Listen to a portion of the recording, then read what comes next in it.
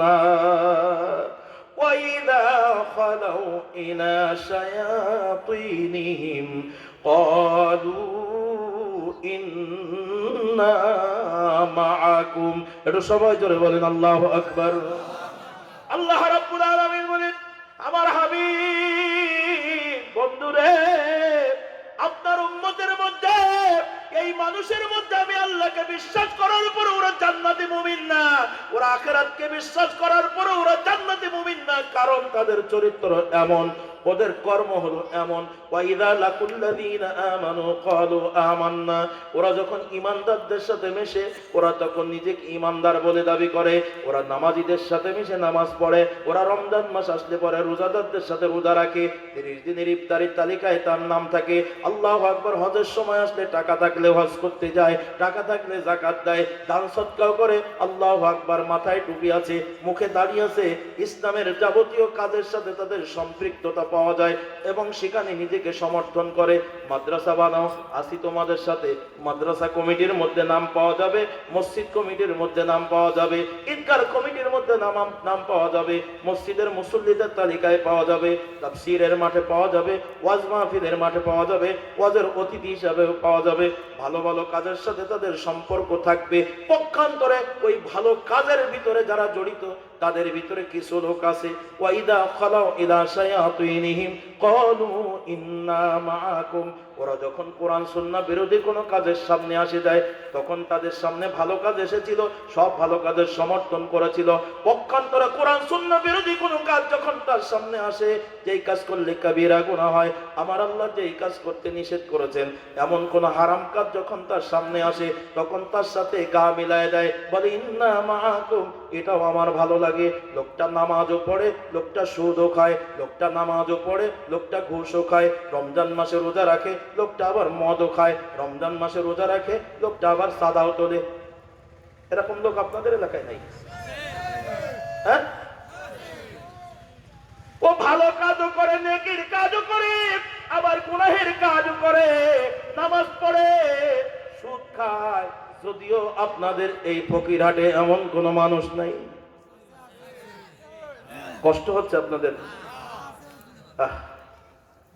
আমার আল্লাহ তাই ডাক দিয়ে বলছেন, ভালো কাজও করে, মন্দ কাজও করে, মসজিদ কমিটির মধ্যে নাম পাওয়া যায়, তাফসীর মাহফিলের অতিথি হয়, আবার যখন যাত্রার প্যান্ডেল হয় তখন বলে ইন্না মাআকুম, লাগাও যাত্রা, তোমার সাথে আছি।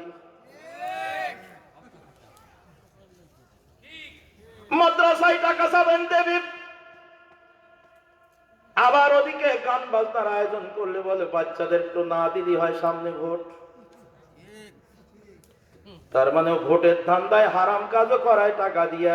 আমার আল্লাহ কুরআনুল কারীমে আরো স্পষ্ট করছেন, সূরাতুন নিসা, আমার আল্লাহ বলেন মুযাবযাবিনা বাইনা যালিকা লা ইলাহা উলাই ওয়া লা ইলাহা উলা, ওরা এদিকেও না ওরা ওদিকেও না, ওরা দোদুল্যমান, ওরা সুবিধাবাদী। ও কোরআন সুন্নাহ অস্বীকার করে না, ও কোরআনের কিছু অংশ মানে আবার কিছু অংশ বাদ দিয়ে চলে। তাই আমি আল্লাহ বলছি, ও সুবিধাবাদী হওয়ার কারণে ও ভালো কাজ করলে কলিজায় যেমন শান্তি পায়, গুনাহের কাজে গেলে কলিজায় কষ্ট লাগে না, জাহান্নামের ভয় তৈরি হয় না, কবরের ভয় তৈরি হয় না, বরং ভালো কাজটাও যেমন করে আনন্দের সাথে, খারাপ কাজ গুনাহের কাজটাও আনন্দের সাথে করে, দুইটাই যার ভালো লাগে। ওমা হুম বিমুমিনিন, ওরা আসলে মুমিন না। ওদেরকে যখন বলা হবে তুমি মুমিন বলে দাবি করেছো, নামাজ মেনে নিয়েছো, কোরআনের বিধান মেনে নিয়েছো, তুমি রমজান মাসে রোজা মেনে নিয়েছো, আসো ঘুষ খাওয়া যাবে না, আসো সুদ খাওয়া যাবে না, আসো চাঁদাবাজি করা যাবে না, টেন্ডারবাজি করা যাবে না, জিনা করা যাবে না, ফাহিশা কাজ করা যাবে না। আমার আল্লাহ নিষেধ করেছেন, ওয়ালা তাকরাবুল ফাওয়াহিশা মা যাহারা মিনহা ওয়া মা বাতান, ও মুমিনের নামদার মুমিন যারা দাবি করো শোনো, খবরদার খবরদার, প্রকাশ্যে হোক আর গোপনে হোক কোনো গুনাহের কাজ তোমরা করো না। একথা যখন বলা হবে, আমার আল্লাহ বলছেন ওরা মুমিন না। এ কারণে রাসূল আপনি দেখবেন রাআইতাল মুনাফিকিনা ইয়াসুদ্দুনা আনকা সুদুদা, ওরা আপনার কথা শুনবে না, বরং আপনার দিকে পিঠ ফিরায়ে ওই হারাম কাজের সাথে শোনার পরও যুক্ত থাকবে। তাই যারা কথা শোনার পরে, দাওয়াত পাওয়ার পরেও, আলেম ওলামাদের কাছ থেকে কোরআনের কথা শোনার পরও, হালাল হারাম বোঝার পরেও ওরা কোরআন সুন্নাহর পক্ষে থাকবে, আবার গুনাহের পক্ষেও থাকবে, ওরা ড্যামকে আর ওদের কানে এই কথা মোটে ঢুকবেই না, খেয়াল করবে না, বরং দুনিয়ার সম্মান পাওয়ার জন্য, ইজ্জত পাওয়ার জন্য ওরা হালাল হারাম কোনো বিচক্ষণ করবে না, মন যা চায় তাই করবে, রব যা চায় তাই করে না। আমার আল্লাহ তাআলা আরো পরিষ্কার করে বলছেন, আলাম তারা ইলাল্লাযীনা ইয়াযউমুনা আন্নাহুম বিমা উনসিলা ইলাইকা ওয়া মা উনসিলা মিন ক্বাবলিক ইউরিদুনা ইয়াতাহাকামু ইলাত তাগুত। একটু জোরে আওয়াজ দিয়ে বলেন আল্লাহু আকবার।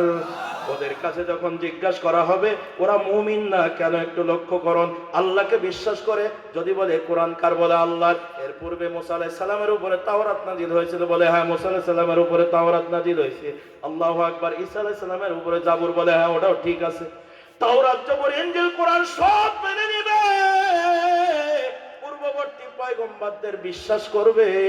এরপরে যখন আপনি কোরআনের পক্ষে কথা বলবেন, আল্লাহু আকবার, এই কোরআনের সবগুলো স্বীকার করবেন। নামাজ বলে আল্লাহর বিধান, রোজা আল্লাহর বিধান, হজ আল্লাহর বিধান, সবগুলো ঠিক আছে। কিন্তু যখন বিচার করা দরকার, চোর যখন চুরি করবে, হত্যা হবে, জিনা হবে, রাহাজানি হবে, লুণ্ঠন হবে, এই বিচার ব্যবস্থা যখন তাদের কাছে আসবে, কোরআন থেকে নামাজ, রোজা, হজ, যাকাত যেমন মানলো, বিচার ব্যবস্থা তেমন মানবে না, বরং ওরা তাগুতের কাছে বিচার প্রার্থী হবে। মানব রচিত মতবাদ তারা তাই দিয়ে বিচার করার পক্ষে থাকবে। আমার আল্লাহ বলেন ওমা হুম বিমুমিনিন, তুমি নামাজ, রোজা, হজ, যাকাত ঠিক রাখলে, কিন্তু তাগুতের কাছে বিচার প্রার্থী হওয়ার কারণে, তাগুতের আইন ও কানুন দিয়ে, তুমি কোরআন বিরোধী আইন ও কানুন দিয়া, মানব রচিত মতবাদ দিয়ে বিচারের পক্ষে থাকার কারণে ওমা হুম বিমুমিনিন, মুমিনিন, আসলে তুমি মুমিন নও। আপনাদের মনে হয় কষ্ট হয়ে যাচ্ছে। মুমিন আছেন তো? কথা কয় না। মুমিন আছেন? আছেন, আলহামদুলিল্লাহ। আমি একটা ছোট্ট টেস্ট করবো, ওই যে রক্ত পরীক্ষা করার মতো। রাত গভীর হয়ে যাচ্ছে, আমি আপনাদেরকে একদম কষ্ট দেব না, খুব সংক্ষিপ্ত সময়ের মধ্যে একটা পরীক্ষার মধ্যে ফেলে দিচ্ছি। রক্ত পরীক্ষা করার মতন কয়েক মিনিটের সময় নিয়েছিলাম, তো ওর মধ্যে একটা পরীক্ষার মধ্যে ফেলছি আপনাদের। দেখেন ইমান আছে কিনা, মুমিন আছেন কিনা। মুমিন থাকার জন্য ইমান শর্ত। ইমান নাই, আপনি কুফরি চরিত্রের মধ্যে আছেন। ইমান নাই, আমরা বলি বেঈমান। বেঈমান তো ভাই উর্দু ভাষাভাষী মানুষের কথা, পাকিস্তানিদের কথা। আল্লাহর কথা হলো যার ইমান নাই সে হলো কাফের। যার ইমান নাই সে কি? কাফের। আমি আব্দুস সামাদ আজাদ, আমার যদি ইমান না থাকে বলেন আমি কি? আরে ভাই আমার ব্যাপারে বলতে আপনাদের কষ্ট কি? যারা বলেন আমার যদি ইমান না থাকে আমি কি, আপনার যদি ইমান না থাকে আপনি কি? ক্লিয়ার তো কথা?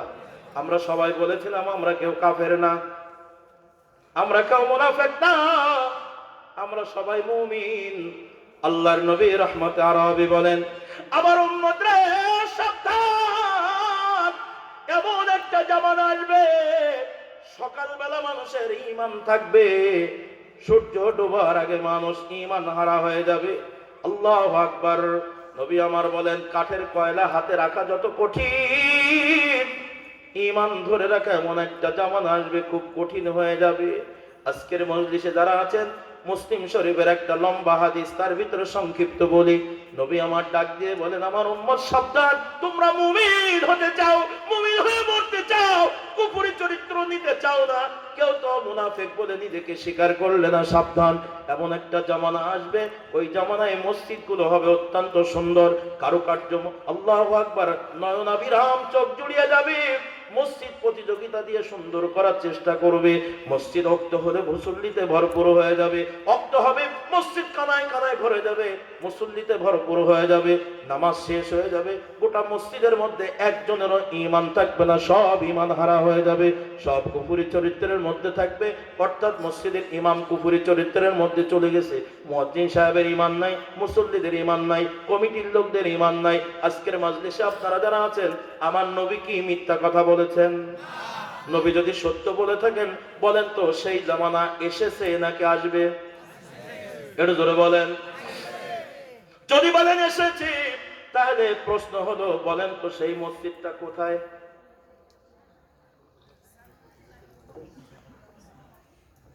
খুঁজে পাচ্ছেন না? চিনছেন সে মসজিদ কোথায়? আপনারা বললেন যে এসে গেছে, তাহলে মসজিদ একটা দরকার বের করতে। আল্লাহু আকবার। আমি আসলাম দিনাজপুর থেকে, গত কয়েকদিন আগে পঞ্চগড় ছিলাম। আপনারা নাম শুনেছেন, বাংলাদেশের একদম দক্ষিণ পশ্চিম কর্নার পঞ্চগড়, টেকনাফ থেকে তেতুলিয়া, যে পঞ্চগড়, তেতুলিয়া থানা। এই পঞ্চগড়ে একটা গ্রুপ বেরিয়েছে, যারা পৃথিবীর সকল উলামায়ে কেরাম, আহলে হাদিস বলেন, আহলে সুন্নাহ ওয়াল জামাত বলেন, ইমাম আবু হানিফার অনুসারী বলেন, শাফি বলেন, মালিকি বলেন, হাম্বলি বলেন, যত মাযহাবের লোক আছে সবাই, সকল উলামায়ে কেরাম, সকল মুহাক্কিক, মুদাক্কিক, মুতাআম্মিক, মুতামাহির, সকল উলামায়ে কেরাম এক বাক্যে বলছেন, কাদিয়ানীরা চূড়ান্ত কাফের। কাদিয়ানীরা কি? আপনারা নাম শুনেছেন কাদিয়ানী? একটু ধরে বলেন, কাদিয়ানীরা মুসলমান না কাফের? এই যে কিছুদিন আগে আমাদের ঢাকা শহরে সমগ্র বাংলাদেশ থেকে মুহাক্কিক উলামায়ে কেরাম একসাথে হয়ে কাদিয়ানীদেরকে কাফের ঘোষণা করতে বলেছে। হয়েছে না? বলা হয়েছে না? ওর মধ্যে রাজনীতি নিয়ে গুতুগুতি লেগেছে। কাদিয়ানীরা কাফের, এর জন্য আবার রাজনীতি করা লাগবে? আরে ভাই, তুমি যদি নিজেকে মুসলমান বলে দাবি করো, যেই দল করো না কেন, কাদিয়ানীরা চূড়ান্ত কাফের। সমগ্র উলামায়ে কেরাম মাসআলা দিয়েছেন এবং উলামায়ে কেরাম ফতোয়া দিয়েছেন, কাদিয়ানীরা এমন নিকৃষ্ট চূড়ান্ত কাফের। কাদিয়ানীদের সাথে বন্ধুত্ব করা হারাম, কাদিয়ানীদের সাথে ব্যবসা করা হারাম, কাদিয়ানীদের সাথে আত্মীয়তা করা হারাম। ওভারঅল কাদিয়ানীরা মারা গেলে মুসলমানদের কবরস্থানে কবর দেওয়া হারাম। চূড়ান্ত কাফের। এই কাফের ঘোষণা দিতে যেই আবার আইন কানুন খোঁজা লাগে? তুমি তো লা ইলাহা ইল্লাল্লাহু মুহাম্মাদুর রাসূলুল্লাহ বলছো, এটাই তো আইন। রাজনীতি কেন এর ভিতরে? চূড়ান্ত কাফের কাদিয়ানীরা। আপনারা কি আমাদের সাথে একমত হয়েছেন না সন্দেহ আছে? একটু জোরে বলেন, কাদিয়ানীরা মুসলমান না কাফের? উলামায়ে কেরাম সবাই বলছে, আপনারা এই বিশ্বাসের সাথে বলেন, কাদিয়ানীরা মুসলমান না কাফের? কাফের। কাদিয়ানীদের মসজিদ আর আমাদের মসজিদ একই কায়দায়, আপনি বুঝতে পারবেন না। পঞ্চগড়ে যেতে পারবেন না, ঢাকায় যান, কন্টিনিউ আপনাদের যাওয়া অভ্যাস আছে, খুব কাছাকাছি। পদ্মা সেতু হওয়ার পরে পালানো চাষি যাই করুক, অন্তত সেতুটা করার কারণে আমাদের খুব ভালো হয়েছে। আমি যে কি কষ্ট পাইছি এক সময়, রাত্রি ওয়াজ করে আমার মহলানা আলী আহমদ ভাই আমার ট্রাকে তুলে দিয়েছে ওই এর থেকে, না কাটাখালি না, ওই পাশের নওপাড়া, আমি সব ভুলে যাচ্ছি আস্তে আস্তে। নওপাড়ায় যাওয়ার পরে আল্লাহু আকবার, প্রথম যেদিন ওনার মাদ্রাসায় মাহফিল করছি, করার পরে ওই পর্যন্ত আসছে, আমার যাওয়াই লাগবে। পরের দিন আমার মাহফিল আরো দূরে, বিপজ্জনক অবস্থা, তখন মাওয়া ঘাটে কঠিন অবস্থা, কোনো কিছুই নাই। রাত্রি কি হবে, একটা ট্রাক পাইছি, ট্রাকে উঠছি। মাওয়া ঘাটে যেই কয় এই ট্রাক থাকা লাগবে সকাল পর্যন্ত, সর্বনাশ। এই যে অবস্থা ছিল, অন্তত পালানো চাষি কিছু না হবে এমন একটা কাজ করে গেছে। আমাদের এখন ঢাকায় যাওয়া খুব মজা লাগে। কি আপনারা কি? আরে ভাই, কালোকে কালো বলেন, সাদাকে সাদা বলেন। জি আলহামদুলিল্লাহ। এখন ঢাকায় যাওয়া সহজ। আমি, আল্লাহ রসুল বলেছেন যে কথা বাস্তব এবং জামানে এসেছে, তার একটা প্র্যাকটিক্যাল প্রমাণ আপনাদের সামনে দিয়ে যাচ্ছি। আমি এমন কোনো কথা বলি না যা আপনি খুঁজে পাবেন না। আর আজারি গল্প, এ কাহিনী ও কাহিনী এ বলা আমার অভ্যাস না। এ বলার অনেক হুজুর আছে, পাবেন। সম্মানিত হাজিরিন, ঢাকা শহরের ঐতিহ্যবাহী একটা জায়গা বংশাল, পুরান ঢাকায়, নাম শুনেছেন না? বংশাল। বংশালে পুরান ঢাকায়, এখানে আলিয়া মাদ্রাসা শিক্ষা বোর্ড আছে। আলিয়া মাদ্রাসা শিক্ষা বোর্ড, আলিয়া মাদ্রাসা শিক্ষা বোর্ডের পাশে একটা মসজিদ আছে, মার্বেল পাথর দিয়ে করা। ঢাকা শহরে 3টা মসজিদ সর্বপ্রথম মার্বেল পাথর দিয়ে সবচেয়ে বেশি টাকা খরচ করে বানানো হয়েছিল। তার ভিতরে উল্লেখযোগ্য এই মসজিদটা। মসজিদের মধ্যে গেলে কিছুই বুঝবেন না, কারণ কাদিয়ানীদের এই মসজিদটা যেখানে, সারা বাংলায় মসজিদ যেখানে, সারা পৃথিবীতে কাদিয়ানীদের মসজিদ যেখানে, আমাদের কিবলা হলো পশ্চিম, আল্লাহু আকবার, কাবা, ওদেরও কিবলা কাবা, এখানে কোনো গন্ডগোল নাই। আমরা নামাজ পড়ি 5 ওয়াক্ত, কাদিয়ানীরাও নামাজ পড়ে 5 ওয়াক্ত। আবারও বলি, কাদিয়ানীরা কেন কাফের? এখানে যদি কারোর জানা থাকে একটু বলেন তো, কাদিয়ানীরা কেন কাফের? নবীরে শেষ নবী মানে না। হ্যাঁ, ওরা নবী মানে, কিন্তু শেষটা মানে না। আমার রাসূল নবী এটা স্বীকার করে, কিন্তু শেষ নবী এটা মানে না। এটা হলো কথা। ওটাকে আমি আপনাদের সামনে খুব বোঝানোর জন্য একটা গুরুত্বপূর্ণ তথ্য বলছি, শুনে। কাদিয়ানীরা চূড়ান্ত কাফের। আপনি মুমিন আছেন কিনা আমি বলেছিলাম নিজেকে ভাবার জন্য, তাই আপনার বডির মধ্যে যাওয়ার জন্য কথাটা আবার রিপ্লে করি। কাদিয়ানীরা কাফের চূড়ান্ত, ঠিক আছে, কিন্তু গোটা কোরআনুল কারীমের সব বিধিবিধানের সাথে কাদিয়ানীদের আমাদের সাথে মিল আছে। শুধুমাত্র কোরআনের একটা শব্দ কাদিয়ানীরা বাদ দিয়েছে, যার নাম খাতামুন। তা নবীন না, নবীন নিয়ে গন্ডগোল না। খাতামুন শব্দটা তারা বাদ দিয়েছে, তারা নবী স্বীকার করেছে। খ আলিফ তা মিম 4 অক্ষর বিশিষ্ট এই শব্দটা তারা বাদ দিয়েছে।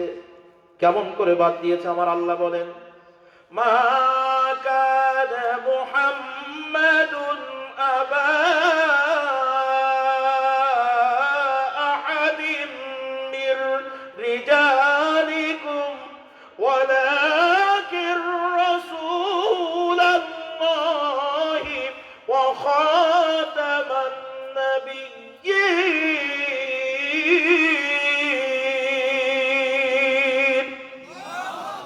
আল্লাহ বলছেন, আমি এমন একজনকে শেষ নবী করে পাঠিয়েছি যিনি কোনো পুরুষের পিতা নন। এক বাক্যে তিনি হলেন নবী মুহাম্মদুর রাসূলুল্লাহ সাল্লাল্লাহু আলাইহি ওয়াসাল্লাম। এখন কাদিয়ানীরা বলছে না, মুহাম্মদ নবী, মুসা যেমন নবী, মুহাম্মদ নবী, ঈসা যেমন নবী, মুহাম্মদ নবী অস্বীকার করে নাই, বলছে মুহাম্মদ নবী, ইউনূস যেমন নবী, মুহাম্মদ নবী, জাকারিয়া যেমন নবী, মুহাম্মদ নবী, ইউসুফ যেমন নবী, মুহাম্মদ নবী, ইসহাক যেমন নবী, মুহাম্মদ নবী, ইব্রাহিম যেমন নবী, মুহাম্মদ নবী, ইউসুফ যেমন নবী, মুহাম্মদ নবী, নূহ যেমন নবী, মুহাম্মদ নবী, আদম যেমন নবী, মুহাম্মদ নবী অন্য নবীদের মতন নবী, কিন্তু শেষ নবী না। মুহাম্মদ অন্য নবীদের মতন নবী। কোরআন যখন নাজিল হয়েছে তখন মুহাম্মদ ছিল, তাই মুহাম্মাদের নাম এখানে আসছে, কিন্তু আসলে আল্লাহু আকবার, শেষ নবীটা হবে এই খাতামুন শব্দটা হবে মুহাম্মাদের পেছনে না, বরং মির্জা গোলাম আহমদ কাদিয়ানীর পেছনে। এই মির্জা গোলাম আহমদ কাদিয়ানী হলো খাতামান নবী। তাহলে গোটা কোরআনের সব জায়গায় মিল আছে। দেখেন, খেয়াল করেন, আমরা 5 ওয়াক্ত নামাজ পড়ি, কাদিয়ানীরাও 5 ওয়াক্ত নামাজ পড়ে। আমাদের কিবলা কাবা, কাদিয়ানীদের কিবলাও কাবা। আমরা রমজান মাসে রোজা রাখি, কাদিয়ানীরাও রমজান মাসে রোজা রাখে। আমরা যখন সাহরি খাই, কাদিয়ানীরাও তখন সাহরি খায়। আমরা যখন ইফতার করি, কাদিয়ানীরাও তখন ইফতার করে। আমরা তারাবির নামাজ পড়ি, কাদিয়ানীরাও তারাবির নামাজ পড়ে। আমরা জুমার নামাজ পড়ি, কাদিয়ানীরাও জুমার নামাজ পড়ে। আমরা যখন হজ করি, একই ফ্লাইটে কাদিয়ানীরাও হজ করতে যায়। আমরা যেমন বছরে যাকাত মিলিয়ে দেয় শতকরা 2.5 টাকা, কাদিয়ানীরাও যাকাত দেয় একই কায়দা। আল্লাহু আকবার। আমরা বিয়ের সময় কোরআনের দেনমোহর মেনে নিয়েছি, কাদিয়ানীরাও বিয়ে করার সময় দেনমোহর মানে। সূরা নিসার লম্বা আলোচনা ফরায়েজের। বাবা মারা যাওয়ার পরে বাবার সম্পদ কে কতটুকু পাবে? ছেলে যদি 2 হাত পায়, মেয়ে পাবে অর্ধেক। আল্লাহু আকবার। স্ত্রীর যাবতীয় সম্পত্তি 2 আনা পাবে। এ সবগুলো কাদিয়ানীরা মেনে নিয়েছে। গোটা কোরআনুল কারীমের বিচার ব্যবস্থা, অর্থনীতি ব্যবস্থা, সমাজ ব্যবস্থা, রাজনীতি ব্যবস্থা, গোটা কোরআনের কোনো জায়গায় কাদিয়ানীরা আর আমাদের সাথে গন্ডগোল করে না, সবগুলো মিল যাচ্ছে। আমরা উজু করি যেমন ভাবে, কাদিয়ানীরা উজু করে সেইভাবে। আল্লাহু আকবার। আমরা উজু করার আগে মিসাক করি, কাদিয়ানীরা উজু করার আগে মিসাক করে। আমাদের মুখে দাড়ি আছে, কাদিয়ানীদের মুখেও দাড়ি আছে। আমাদের মাথায় টুপি আছে, কাদিয়ানীদের মাথায় টুপি আছে। সব জায়গায় মিল আছে। শুধুমাত্র খাতামুন শব্দটা কোরআন থেকে বাদ দিয়া মির্জা গোলাম আহমদ কাদিয়ানীর পেছনে লাগাইছে। বুঝাইতে পারি নাই? গোটা কোরআনের সব মেনে নিল, আমার আল্লাহ খাতামুন শব্দটা লাগাইলো আমার নবীর পেছনে, আর ওরা ওদের ইচ্ছা মতো লাগাইলো মির্জা গোলাম আহমদ কাদিয়ানীর পেছনে। তাহলে আল্লাহর কয়টা শব্দ তারা বাদ দিয়েছে? 4 অক্ষর, খ আলিফ তা মিম, 4 অক্ষর বিশিষ্ট একটা শব্দ। একটু জোরে আওয়াজ দিয়ে বলেন কয়টা শব্দ বাদ দিয়েছে? একটা। খতামুন খতামুন খতামুন, একটা শব্দ। জোরে বলেন, এটা মুখস্থ করেন। আপনি মুমিন আছেন কিনা এখনই টেস্টের রিপোর্ট এসে যাবে। খুব তাড়াতাড়ি রিপোর্ট দেওয়ার জন্য রেডি হয়ে গেছে আমাদের কম্পিউটার। একটু জোরে আওয়াজ দিয়ে বলেন কয়টা শব্দ বাদ দিয়েছে? একটা। শব্দটার নাম কি? খতামুন। মুখস্থ করে যান, একটু টান দিয়ে বলেন, না এটা আলিফ বাদ করে দেবে।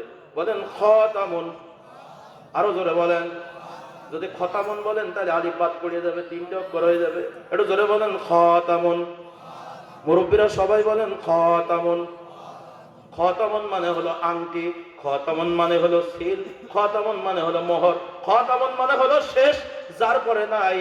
আমার আল্লাহ রাব্বুল আলামিন বললেন, আমি সিল মেরে দিলাম, আমি শেষ করে দিলাম, আমি আল্লাহ তাআলা মোহর মেরে দিলাম, এরপরে আর কোনো নবী আসবেন না। কিন্তু কাদিয়ানীরা এই কথাটা বাদ দিয়ে বলছে, না না, এরপরে খতামুন এটাই শেষ না, এরপরে মির্জা গোলাম আহমদ কাদিয়ানী আল্লাহর আইনকে ভাইলাট করে খতামুন শব্দটা মির্জা গোলাম আহমদের পেছনে লাগানোর কারণে সারা পৃথিবীর সব আলেমরা বলছে কাদিয়ানীরা চূড়ান্ত কাফের, কাদিয়ানীরা চূড়ান্ত কাফের, কাদিয়ানীরা জাহান্নামী। কথা আওয়াজ দিয়ে বলেন ঠিক না বেঠিক? এখন আমার প্রশ্ন হলো, কাদিয়ানীরা যদি খতামুন শব্দ বাদ দেওয়ার কারণে কাফের হয়, ওরা যদি মুমিন মুসলমান জান্নাতি না হয়, এখানে আমরা যত মানুষ মুমিন বলে দাবি করেছিলাম, একটু বলেন তো দেখি, আল্লাহর দেওয়া এই কোরআনের কয়টা আইন অমান্য করে? ব্রিটিশের আইন মানার জন্য আপনি পাগল। ইমান আছে না গেছে? ওদের কখন গেছে?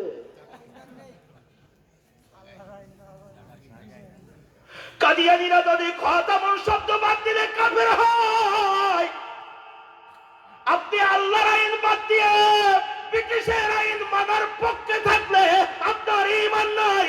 আপনার দাড়ি থাকলেও কাফের, টুপি থাকলেও কাফের, পাগড়ি থাকলেও কাফের, নামাজ পড়লেও কাফের, রোজা রাখলেও কাফের, হজ করলেও কাফের, আলেম হলেও কাফের।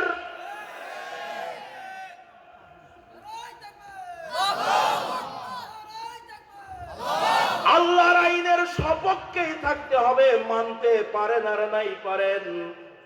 আল্লাহর আইন বাদ দিয়া মানুষের তৈরি করা আইনের পক্ষে থাকা যাবে না।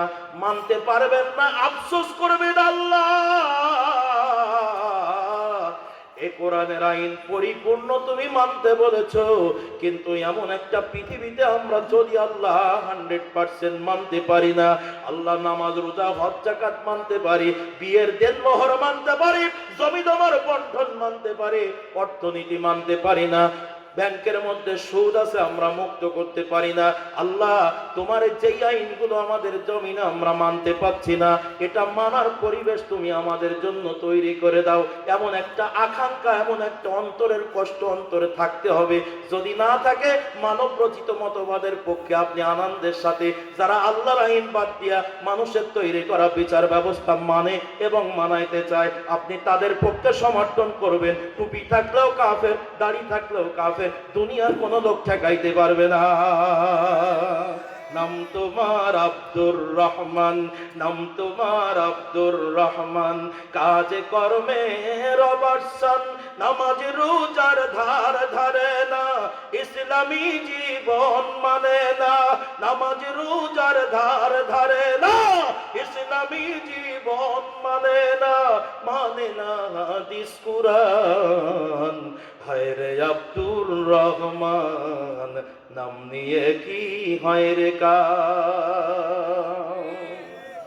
আজকের মজলিসে আপনারা যারা আছেন, আবার নিজেকে জিজ্ঞাসা করেন। আগেই বলেছিলাম, মনীষীরা বলেছেন, মান আরাফা নাফসাহু ফাকাদ আরাফা রাব্বাহু, যে তার নিজেকে চিনবে সে তার রবকে চিনবে। আপনার কলিজার মধ্যে একটু হাতটা লাগান, মুমিন আছেন তো? ইনশাআল্লাহ মানে ভবিষ্যতে থাকবে। এই সর্বনাশ, না না, চিহ্ন ঈমান আনে না, আপনার ঈমান আনে আপনার কর্ম। একটু জোরে আওয়াজ দিয়ে বলেন ঠিক না বেঠিক?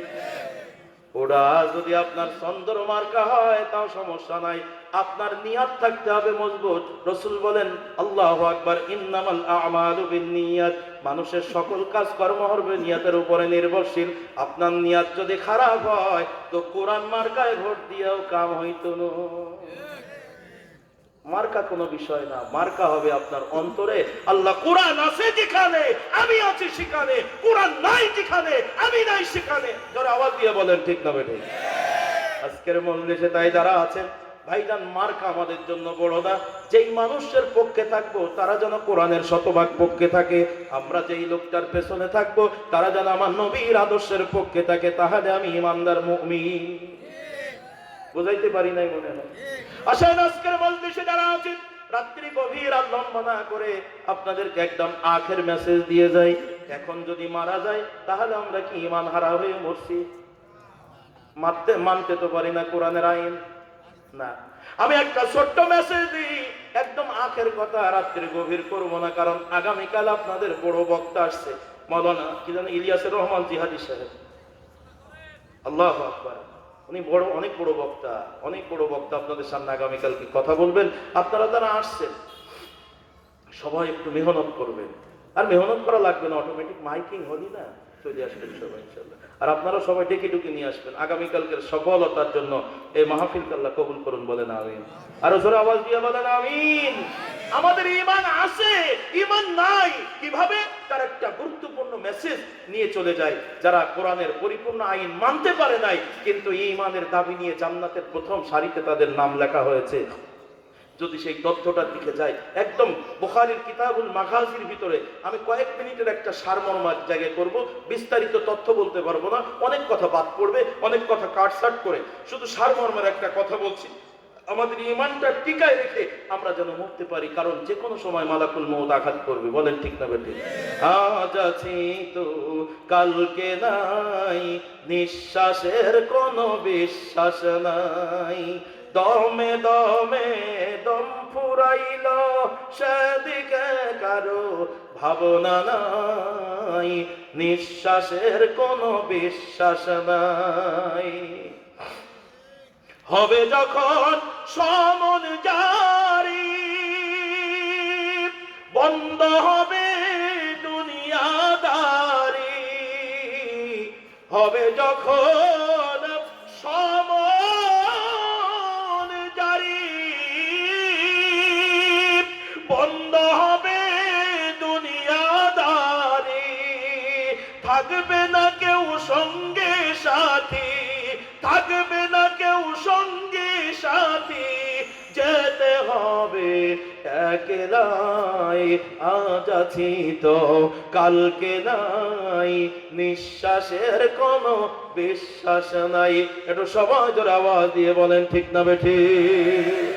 ভাইজান তা একটা মেসেজ দেই, হতে পারে আজকে রাত আমাদের জীবনের শেষ রাত। আমি আব্দুস সামাদ আজাদ আগামীকাল জামালপুরে যাবার ওয়াদা করেছি।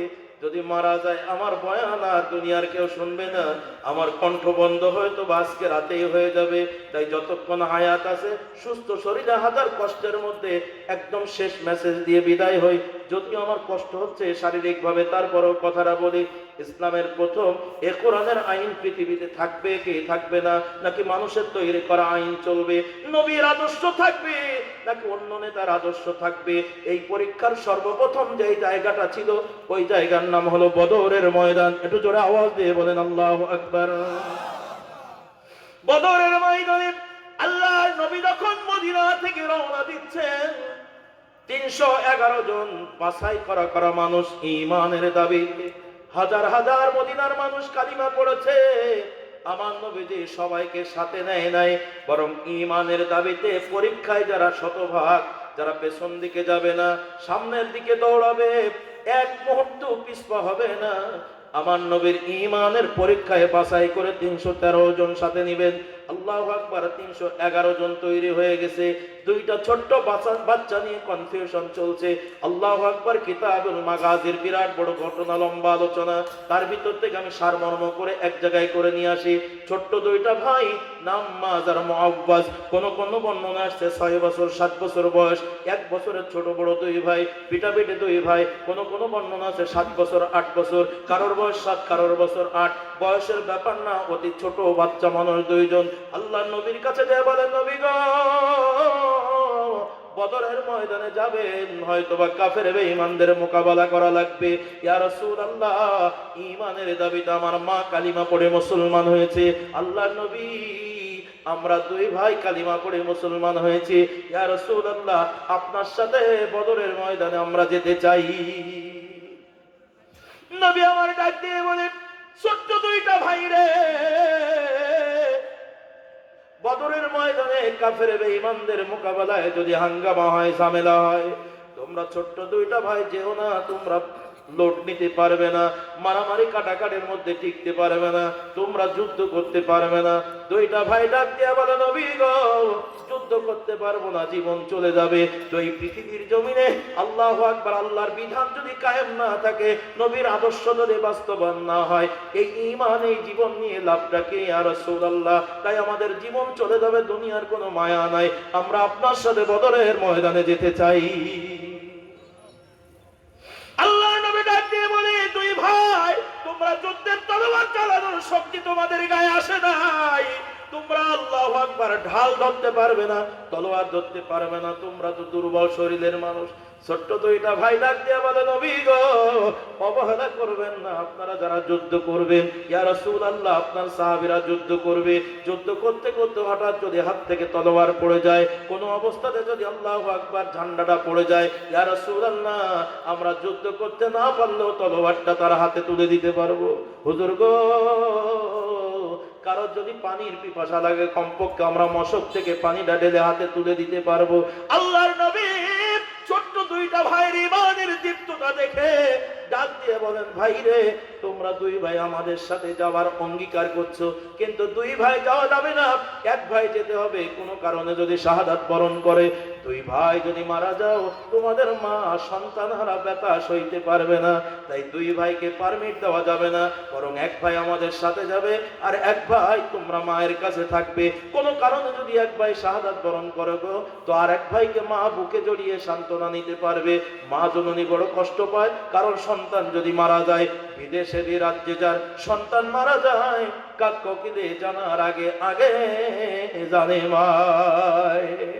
মা জননী ব্যথিত হৃদয় নিয়ে দুনিয়ায় থাকা বড় কষ্ট হবে, তাই দুই ভাইয়ের এক ভাই যাবে, এক ভাই মায়ের কাছে থাকবে। কে যাবে? আল্লাহর নবীর সাথে। নবী আমার ডাক দিয়ে বলে, দুই ভাই তোমরা কুস্তি লাগো, দুই ভাই শক্তি পরীক্ষা করো, দুই ভাই শক্তি পরীক্ষায় যার শক্তি বেশি হবে, আমি নবী আমার সাথে বদরের ময়দানে সে যাইতে পারবে। যার গায়ে শক্তি কম সে মা জননীর কাছে থাকবে। আল্লাহর নবী দুই ভাই শক্তি পরীক্ষায় লাগাই দিলেন। দুই ভাই গলা জড়িয়ে ধরেছে। শক্তি পরীক্ষায় যাওয়ার আগে এক ভাই আর এক ভাইকে ডাক দিয়ে বলছে, দুর্বল ভাইটা শক্তিশালী ভাইকে ডাক দিয়ে বলে, ভাই গো আল্লাহ তোমার গায়ে শক্তি দিয়েছে, আমরা একসাথে থাকি, একসাথে ওঠা বসা, একসাথে খাওয়া দাওয়া খেলাধুলা সব করি, ভাই তোমার গায়ে শক্তি বেশি, এটা আমি জানি। তুমি চলে যাবে বদরের ময়দানে, আর আমি তোমার ভাই একসাথে চলে, কিন্তু আমাকে রেখে যাবে, এই বিচ্ছেদের বেদনা আমি সইতে পারবো না ভাই গো, তাই তোমার গায়ে শক্তি আছে, তুমি আমাকে সহযোগিতা করো, আমিও তোমার সাথে নবীর দরবারে যেতে চাই। বলে, কেমন করে তোমার সহযোগিতা করব? বলে, ভাই রে তুমি একবার শক্তি দিয়ে আমাকে নিচে ফেলবে, তুমি উপরে উঠবে, পক্ষান্তরে ভাই আমার আমাকে সাথে নেওয়ার জন্য সহযোগিতা করো, তুমি একটু নরমাল হয়ে যাবে, তুমি নিচে পড়বে, আমাকে উপরে উঠিয়ে নিবে। এইভাবে একবার তুমি উপরে, একবার আমি নিচে, এভাবে আবার তুমি নিচে আমি উপরে। আল্লাহর নবীর কাছে যখন শক্তিতে সমান সমান হয়ে যাব, ছোট্ট দুইটা ভাই আল্লাহর কোরআনের জন্য, নবীর জন্য এত পাগল করা জীবন চলে যাবে, তারপরও কৌশল অবলম্বন করছে, যুদ্ধের মাঠ থেকে মা বাবার কোলে থাকতে চায় না। দুই ভাইয়ের শক্তি পরীক্ষা শুরু হয়ে গেল। শক্তিশালী ভাইটা দুর্বল ভাইকে যখন নিচে ফেলে দিয়েছে, আল্লাহর নবীর সামনে আবার দুর্বল ভাইটা পক্ষান্তরে শক্তিশালী ভাইকে নিচে ফেলে দিয়েছে। আমার নবীজি দৃশ্য দেখে তাবাসসুম হাসি দিয়ে মুস্কি হাসি দিলেন, ডাক দিয়ে বলে,